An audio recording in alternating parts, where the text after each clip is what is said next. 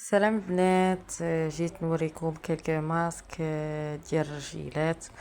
المهم انا كنشوف بلي يعني قليل اللي كيتطرق الماسك ديال الرجيلات. كلشي كيهضر على الماسك ديال الوجه سميتو ديال لي سيغ اللي بحال هادو، يعني وبحال هكايا ديال الوجه.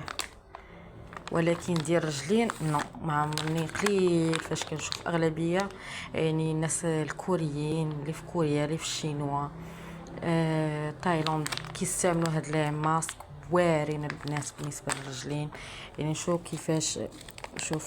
كيفاش الرجل مشقه هنايا، شوفوا كيفاش الرجل مشقه وكيفاش الرجل كتولي واعره. كلها ماسك. واشنو كيقولوا في بعض الخطرات، مثلا هذا الماسك كيقول لك ديريه من 20 ل 25 دقيقه. هيا مو من 20 30 دقيقه، عرفتي؟ ما تكملوش ديك 30 دقيقه بركه عليك. وكاين هذا هانتوما بيلينغ فور ماسك، شي حاجه خطيره. ايدغاطاسيون كديرهم بحال التقيشرات، كتحليهم كديرهم بحال التقيشرات.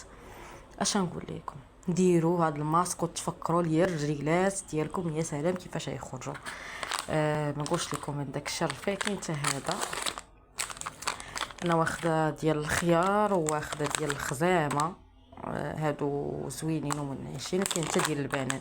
اول مره انا جربت ديال البنان، مشيت عند اي بارفيمري المهم جربوا. وديجا عندي هاد ماسك، هذا ديال الفخيز. فن البنات فن. انتوما شنو فيه؟ هاهي هيلورونيك اسيد. واعر البنات، ما يمكنش.